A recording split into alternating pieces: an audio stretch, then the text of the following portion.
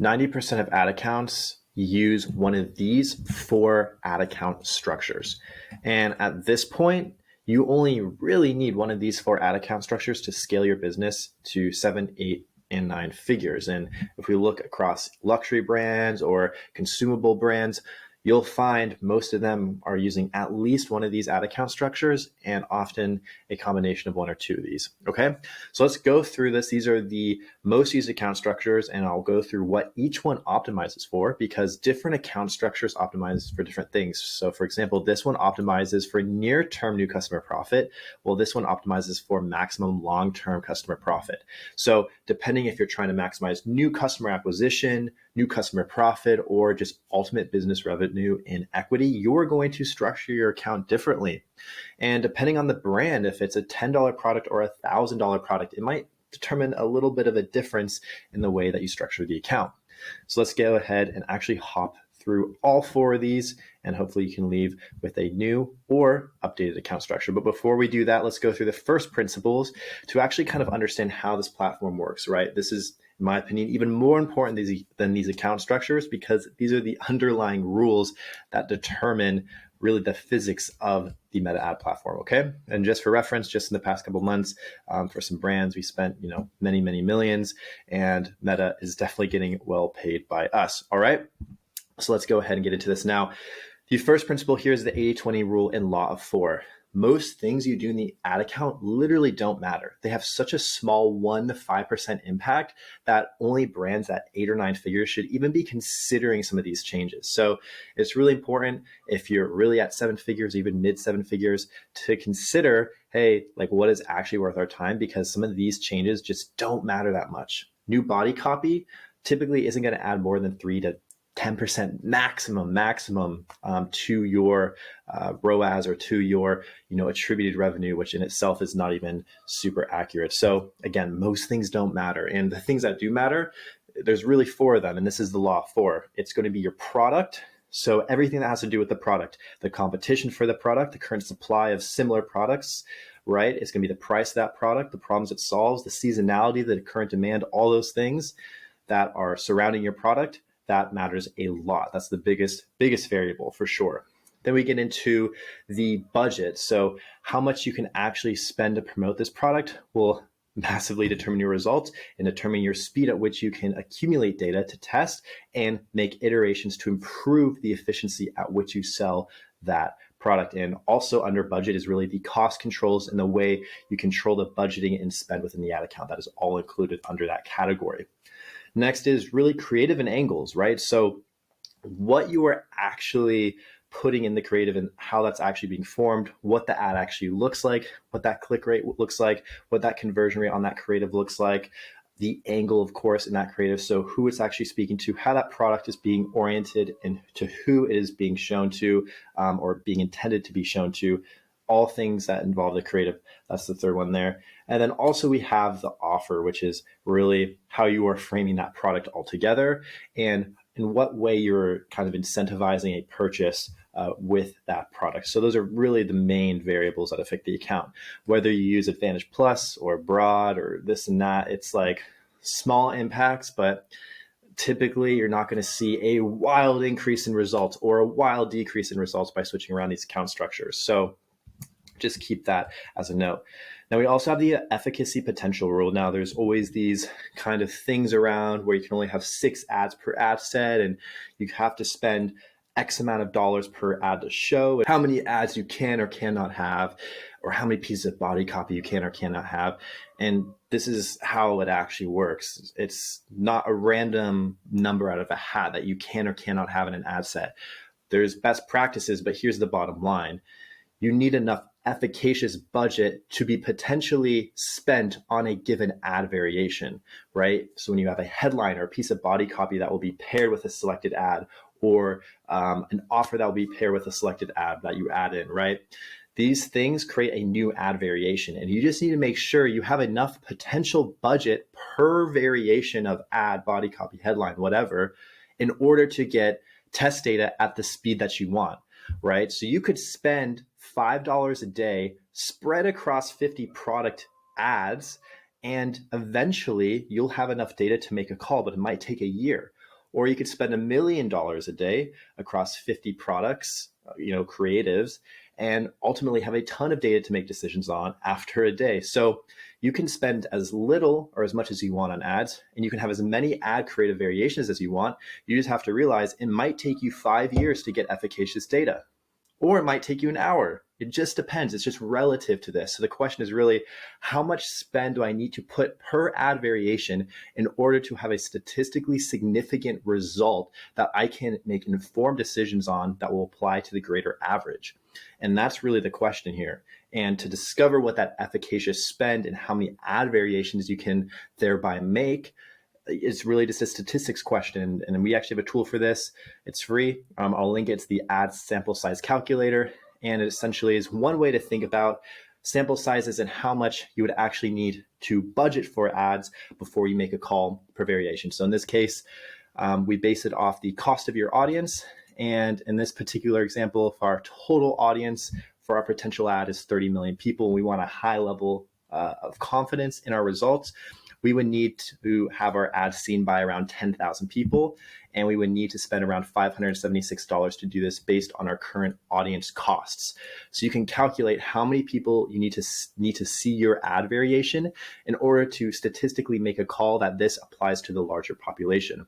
Now, it's a little bit more complicated than that, and that's why there are best practices around, hey, just use 3 to 5 ad sets, make sure each ad's getting 1 times AOV a day, or 3 times AOV, or 3 times CPA a day. That's why those best practices are there to avoid this, but it's very much worth actually going in and doing the statistics on some of this stuff.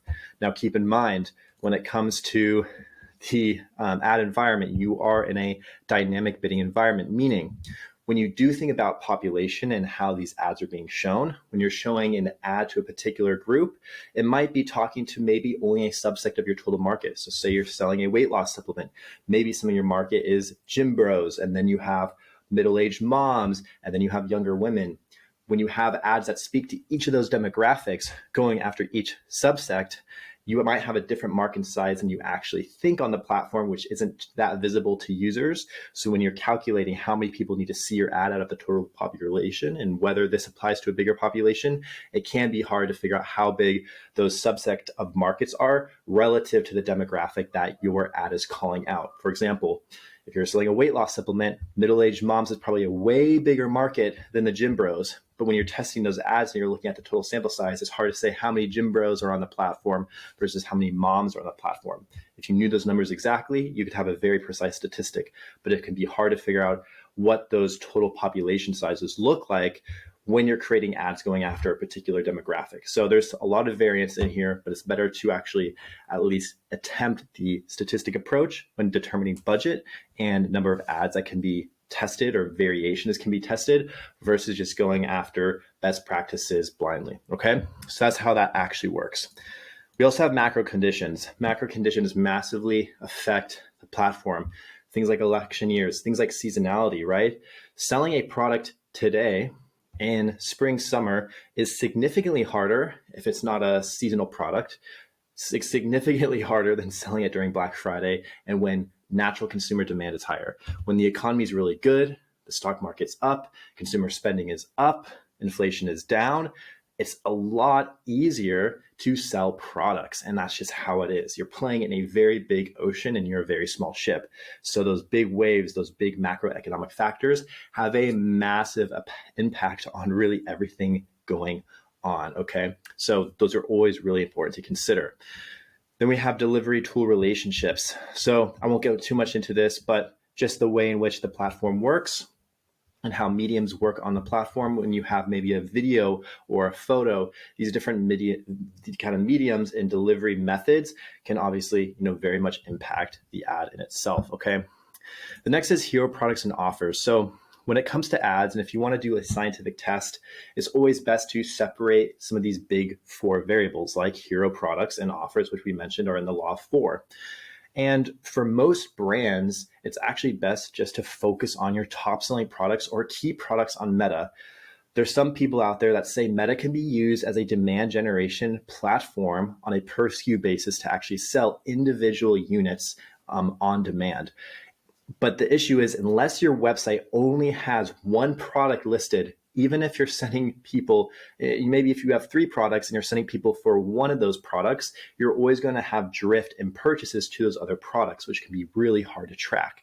So when you're saying, oh, we're low on this unit, I'm going to turn off these ads, while turning off those ads may reduce the actual sales of that unit that you are low inventory on, you're also going to reduce the drift of other product sales. So in an ideal world, you're showing one product in your meta ads and your site only has one product. So then you could, you'd have an exact one-to-one correlation from one ad, one product, one site landing page with one product. That would be the ideal relationship, because then every single time they're always buying this one product. But when you have 100 different SKUs, 1,000 different SKUs, and you're showing one product in your ad, it's hard to draw out that spider web of maybe 20% of people buy this other product than your main product, right? And then you have to do all this correlation analysis to figure out, hey, when we turn off this one ad, how does it affect the sales of this other product we weren't even showing in that ad that just end up clicking? And that's a challenging thing to do. So the way to avoid this is just to focus either on single products, or kind of your top best-selling products, or if you're a brand with a bunch of variations, like a fashion brand or jewelry brand, for example, focus on catalog ads. Focus on the overarching picture in your ads, and don't try to treat the platform as a demand generation tool. Just think about it as, driving traffic to the overall collection and then seeing where that leads you. But treating the platform as per product per SKU, when you have thousands of products listed on the website, just won't work. So either go one-to-one, one product, one ad, or just say, hey, we're going to have a lot of drift on these products, so let's just go ahead and advertise the whole collection. Okay. Now, separating product categories and offers. Again, we want to separate our products and our offers, or at least the categories if you have a lot of products, by campaign or ad set, and test them separately. So again, this is more from an organization standpoint, but we'd want to just make sure that we are considering that, hey, if we put a $5 product with a $100 product in the same asset, and we're showing those next to each other, typically Meta is going to spend more on that cheaper product, just because it's easier to get customers for, and they can show you a better result, and therefore you're more likely to give them more ad spend, right? So you, again, have to sometimes separate products by at least value, average order value, or value of the product, or product category, right? Necklaces, bracelets, shorts, t-shirts, whatever it is, by campaign or ad set. And same thing with different offers, new customer offers, bundle offers. It can make sense to separate those out if the value of those things is very different, just with how the platform works. Okay. Now, cost controls, right? Where you tell the platform to get you a purchase at a certain cost per acquisition, or cost per purchase, or a certain bid amount. These definitely can work, and they do work. It just depends on the business objective and goals, right? It's whether you're prioritizing that first order profitability versus maybe a cheaper customer to acquire over the longer term, or if you're willing to just spend and get more volume of new customers in and make that up on the back end. So whether to use cost controls or not just depends on the business objective. Is it profit? Are you going to lean a little bit more on the volume side? Do you want to kind of take advantage of some of those moments where you do have a big influx of demand? What does that actually look like? So again, depends on the brand, depends on the business goals. We're going to go through both theories here, cost controlled and just lowest cost. Now, sale forwarding and liquidation, right? This is considering, hey, when you run a big offer, or when you go after that retargeting audience, that you're taking sales that would have probably happened later and you're extracting that value today. So again, just something to consider when we get into some of these different models is that we're not doing retargeting manually. We're not focused on trying to build out a whole funnel within Meta, because it does it all by itself. But there are some times where doing sale forwarding and liquidation makes sense depending on the business objective. Again, if you want to completely clear out your funnel and get all customers to activate, of course, do retargeting ads, upload that CSV, do that lookalike of your purchasers. Maybe if you want some of those higher value customers that you're going to just liquidate today, right? There's limitations as far as how many people are willing to buy today, how many people you can extract value from. And if you're ready to just not have sales or lower sales, or have that impact of what you're doing today affect you in 90 days negatively, and you just want to extract that value today, by all means do it. But just understand that there's a time and place for that, okay? And that's why we're not going to be going through much of the retargeting strategies and liquidation strategies. All right. And then cash forwarding, again, that just has to do with what kind of offers you are running. So think about when you're putting these offers into this platform, how is this offer going to incentivize people to buy today, but making sure that the offers you're putting in aren't just extracting value that would have happened anyway, right? If you do a 20% or 50% offer today, the people that may have just bought in 3 months are probably just going to buy today to use that offer. And so you may have just cut into your margins by 30% just to get more revenue today, which again, sometimes makes sense if you have inventory or cash flow needs, but a lot of the time doesn't make a lot of sense. Okay. So just want to go through some principles there so we can better understand these account structures. Now, the very first account structure we have here is maximum near-term new customer profit. And this is a very common structure. A lot of people are a big fan of this one. This is essentially a CBO type structure. So just a kind of a broad campaign. And typically we're only going to have maybe one ad set. Typically an ASC audience ad set, you can have multiple, but typically one. And depending on the brand, they may do a purchase exclusion of like 365 days and just include people who have either lapsed, so haven't purchased in the last like 1 to 2 years as customers and probably won't come back unless you showed them something new. So you can do a lapsed kind of customer inclusion and exclude just 1 year or 2 year purchasers, or some people will just exclude all their purchasers depending on the business and how people interact with that product over a long period of time. In general, purchase exclusions work 50-50. They kind of help in that sometimes you can get more new customers, but it might be at a higher cost than you would have normally. And they typically don't actually exclude all your purchasers just because of data issues.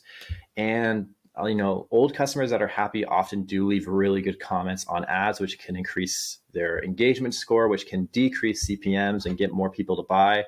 So there's give and take with this. Just consider it for your situation. I'm 50-50 on it. It just depends on what you're trying to do. Typically, we might do like a near-term purchase exclusion, like a very small group of people. But for a lot of brands, unless you're 8, 9 plus figures, I wouldn't even really think about it. Okay. And then again, getting into the creative here of this maximum near-term customer profit setup here.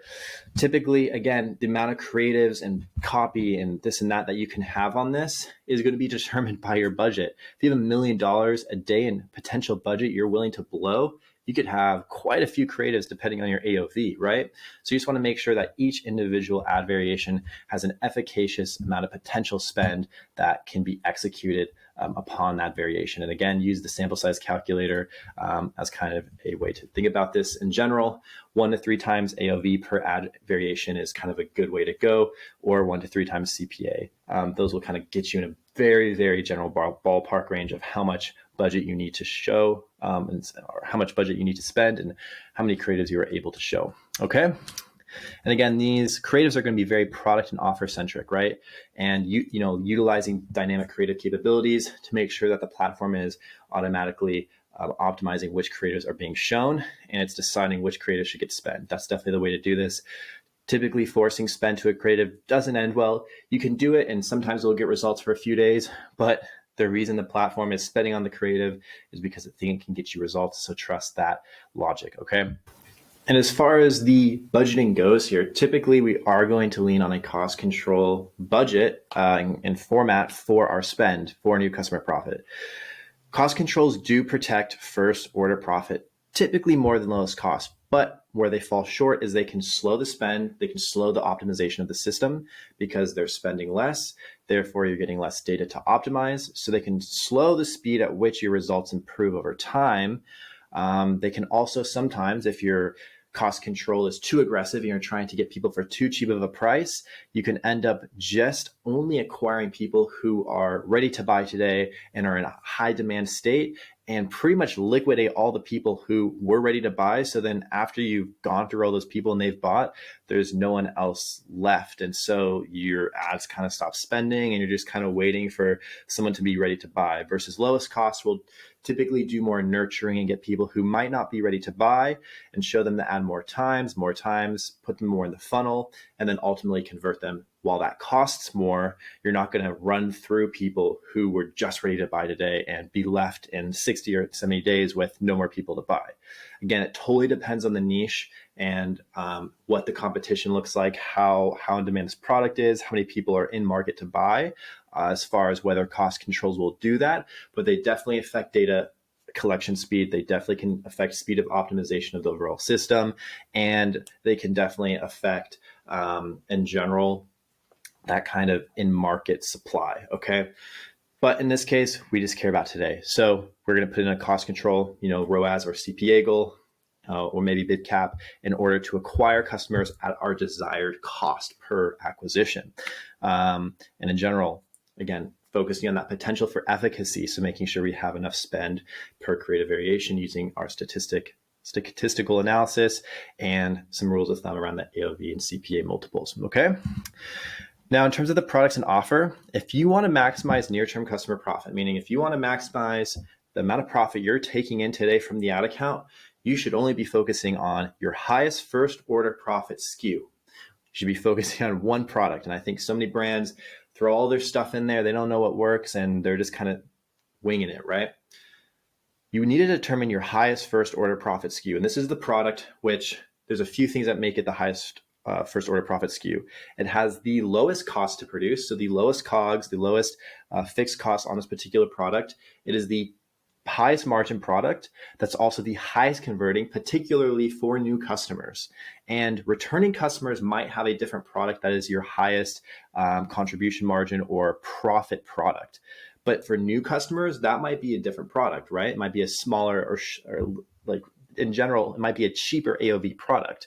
So you need to determine which one of your products has the highest you need to determine which of your products has the highest new customer conversion rate, which of your products also has the highest new customer profit and the lowest CPA. So which one converts the highest, gets the most new customers in for the lowest cost per acquisition, and has the highest margins on it. Now, what we'll talk about here in a minute is which product also has the highest returning customer outcome, or which produces customers that will come back and buy more, which might be different than a product that doesn't do that. But in this case, again, we're just focused on that very first profitability threshold. So we don't care about what that LTV outcome looks like from that product. We're just focused on the profitability, the conversion, and the ultimate CPA of that product. So that's what you need to determine. And that should be the only product being shown in these creatives. And same thing for the offer. If you have a particular offer that does this, that converts new customers at the highest rate for the highest possible margin at the lowest CPA, that's what you should be showing. Okay.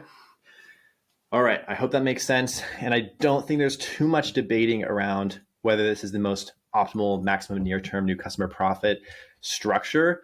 It doesn't get more optimized than this, but what you might find is you don't have high volume with some of these cost controls because they're too tight. So you might have to loosen those up, et cetera, might not be best for the long term. But there are certain times where cash flow is necessary. You have to pay off a loan. You need more inventory. You need profit today. I understand this might be the setup for you. Okay. Great. So let's talk about maximum midterm new customer profit. Now, this is probably one of the most popular right now. We definitely use this one. I think it's great. You have a good focus on first order profitability. You have a good focus on short-term LTV that's actually measurable. Oftentimes LTV is put out in kind of a imaginary state of what is the lifetime value of your customer. It's like, no, what is the 90-day value of your customer? We can measure that pretty easily. What do customers accrue in value from day 1 to day 90? I can measure that. With this particular setup, we're going to be looking at a broad ABO structure. So again, typically broad, we can control, again, with broad, we can control age, gender, country. That's pretty much it. Sometimes, you can, in the early stages of your Meta account, maybe add in an interest just to directionally show it, where you want to go. But Meta will pretty much figure this stuff out so fast. Lookalikes, interests, retargeting based off web events. Meta already does this within a broad account structure.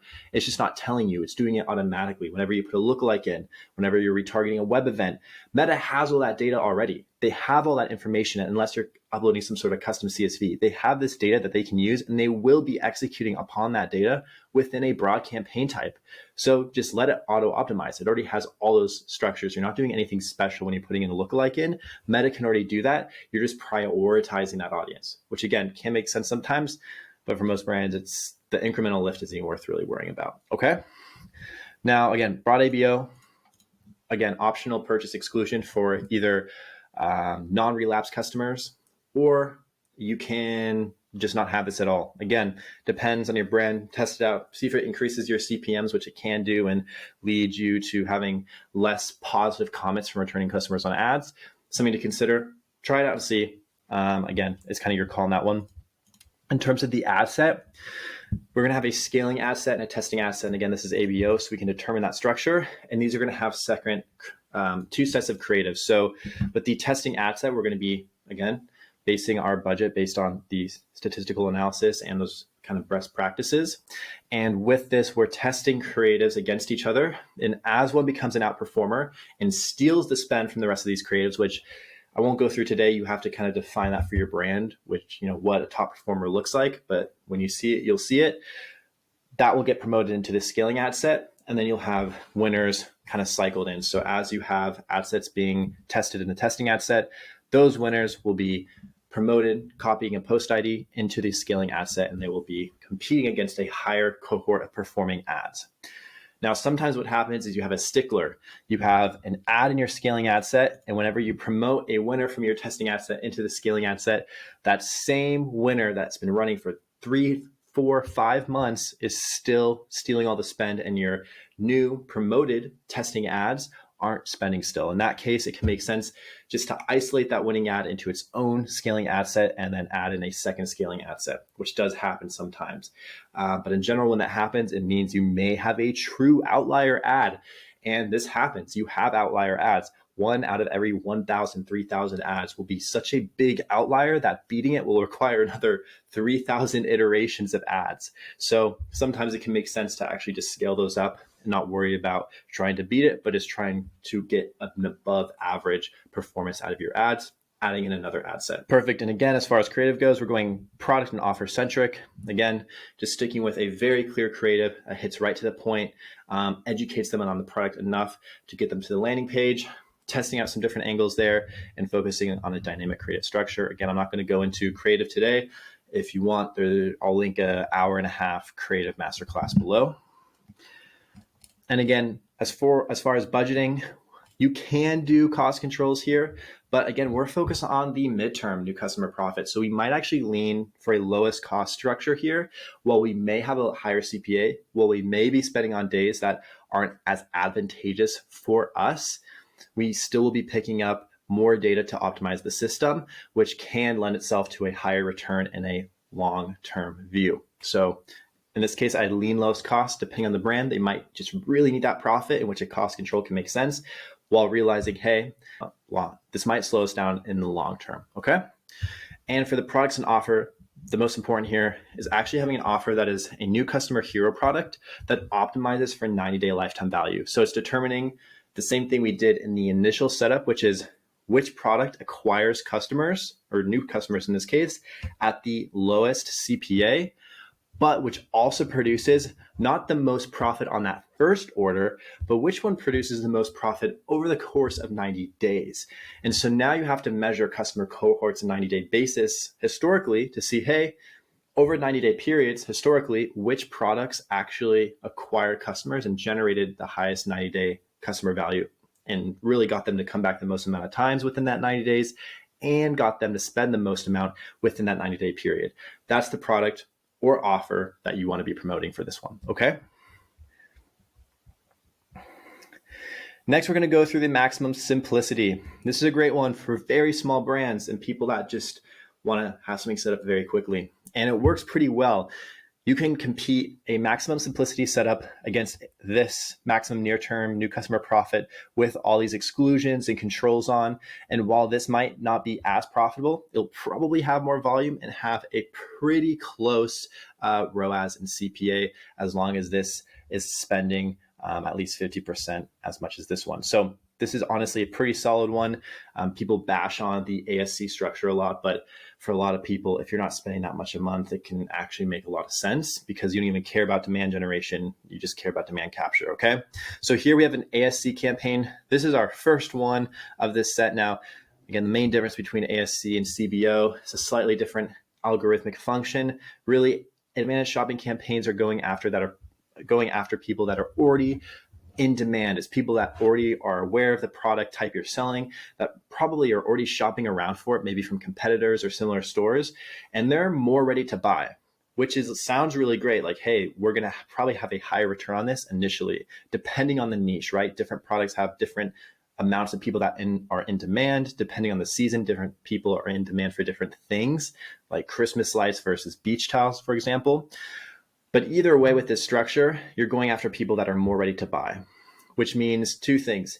At first, you might have a better return, depending on the niche, massively again in the season, but you might actually run through people and you're going to maybe kind of destroy that entire funnel of people that are in demand, you among everyone else that is running ASC, and ultimately everyone's left with people that now need to be completely nurtured from unaware and into very aware and ready to buy customers. So that's the problem with ASC.